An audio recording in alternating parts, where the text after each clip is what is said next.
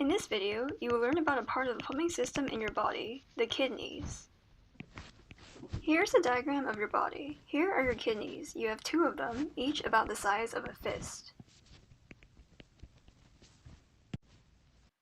You may already know that your kidneys make urine. Here are some of the important jobs that your kidneys do to keep you healthy. 1. Filter wastes and break down products from blood. 2.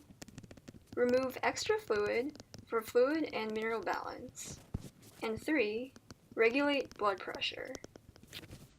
In this video, we will focus on how the kidneys remove wastes and regulate fluid volume. Your kidneys filter about 30 gallons of blood each day to make about a half gallon of urine.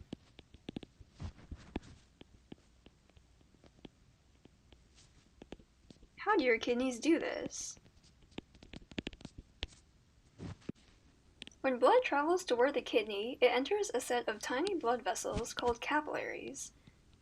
Here, filtration takes place in which larger blood components, such as blood cells and proteins, remain in the capillaries, while smaller components, such as water, salts, and sugars, are pushed into the beginning of the plumbing system, also known as the nephron. Resorption and secretion can be best thought of in the context of 2 of the kidney's main functions, fluid balance and waste removal. In the beginning of the nephron, most of the important molecules that your body needs, such as water, amino acids, glucose, and sodium chloride, are returned to the blood, while your body's wastes, which are mostly nitrogen-containing compounds, are secreted into this tubing. Further along in the plumbing system, more water gets absorbed. As we go deeper into the kidney, the tubing is surrounded by an increasing salt concentration, and thus decreasing water concentration. The physical principle behind this absorption is that things like to move from higher to lower concentration, or molarity. Say we have water sitting in a U-shaped tube. Dividing the tube is a membrane that only allows water through. On one side, salt is dissolved in the water. Because of this difference in salt molarity, the water on the right will move to the side with more salt or less water. This will cause the water level on the left to rise. Looking at the nephron, this concentration difference allows the body to conserve water and maintain proper fluid balance.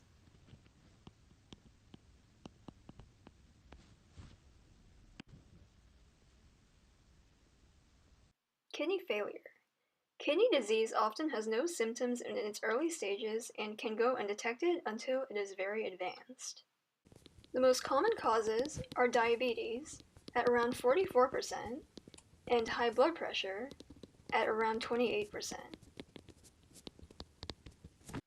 If uncontrolled, these diseases can lead to kidney failure. For diabetes, high blood sugar levels damage small blood vessels in the kidneys.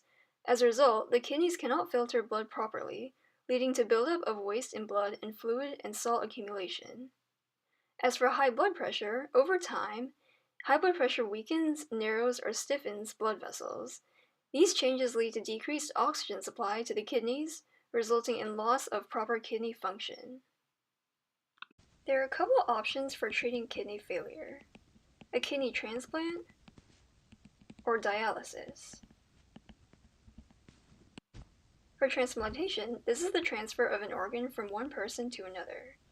This requires a donor match, major surgery, and a lifetime regimen of immunosuppressant medications to prevent rejection of the organ. For those patients able to receive a kidney transplant, the outlook is positive. Unfortunately, there is an acute shortage of donor organs. There are more than 100,000 patients on the U.S. transplant waitlist. There are 2 types of dialysis: hemodialysis using a dialyzer, and peritoneal dialysis using the patient's own abdomen. 90% of dialysis uses hemodialysis.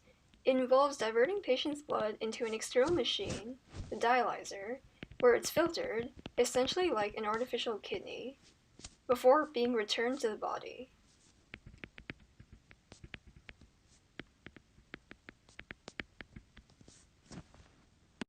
The best treatment of a disease is always its prevention when it is possible. Since diabetes and high blood pressure cause most of the kidney failure cases, it would be important to make sure that these conditions are controlled with lifestyle changes and our medications to prevent kidney failure. Thank you for watching.